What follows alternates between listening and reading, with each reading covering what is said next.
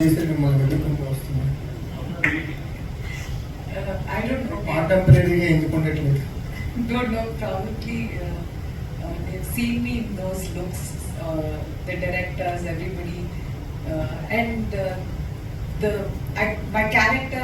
I got a breakthrough Kantara, so everybody had or still has that kind of a vision when they think about something. So probably because of that, I'm waiting for a script where I can break that and portray myself in a very different character. ఈ cinema కోసం fights చేశారు కదా, different experience for heroine. I mean, it fights for a heroine. It wasn't difficult for me. I've always been into sports and fitness and all of that, so it wasn't very difficult. I always enjoy doing any action sequence or anything related to anything physical activity like that. I enjoy doing it, so it wasn't very difficult. But of course, injuries and all of that will happen. But other than that, it was fun shooting. Good luck. ತುಂಬಾ ಖುಷಿ ಅಂದ್ರೆ ಆ ಪಾತ್ರ preparation ತುಂಬಾ ಇದೆ.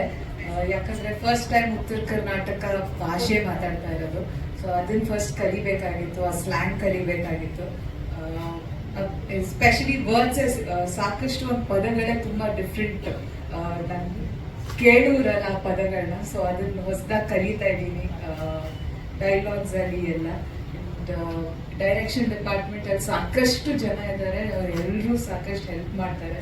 And ಯಾವಾಗಲೂ ಒಂದು ಯಾವುದೇ ಪೀರಿಯಡ್ ಸಿನಿಮಾ ಅಂತ ಬಂದ ತಕ್ಷಣ ಸಪ್ತಮಿ ಅವ್ರು ಇರ್ತಾರೆ ಅಂತ, ಬಟ್ ಇದು ಮತ್ತೆ ಹೌದು ಪೀರಿಯಡ್ ಸಿನಿಮಾನೇ, ಬಟ್ ಲುಕ್ ಡಿಫ್ರೆಂಟ್ ಆಗಿದೆ. ಅಂಡ್ ಪ್ರಾಬ್ಲಿ ಮಂಗಳೂರು ಕಡೆ ಒಂದು ಪೀರಿಯಡ್ ಸಿನಿಮಾ ಆಗಿತ್ತು, ಇವಾಗ ಉತ್ತರ ಕರ್ನಾಟಕದ ಕಡೆ ಒಂದು ಪೀರಿಯಡ್ ಸಿನಿಮಾದಲ್ಲಿ ಹೊನ್ನಿ ಅನ್ನೋ ಪಾತ್ರದಲ್ಲಿ ಮಾಡ್ತಾ ಇದ್ದೀನಿ. ಮುಂದಿನ ದಿನಗಳಲ್ಲಿ ಹೊನ್ನಿ ಅನ್ನೋ ಪಾತ್ರದ ಒಂದು ಗ್ಲಿಮ್ಸ್ ನೀವು ನೋಡ್ತೀರಾ ಅಂತ ಅನ್ಕೊತೀನಿ.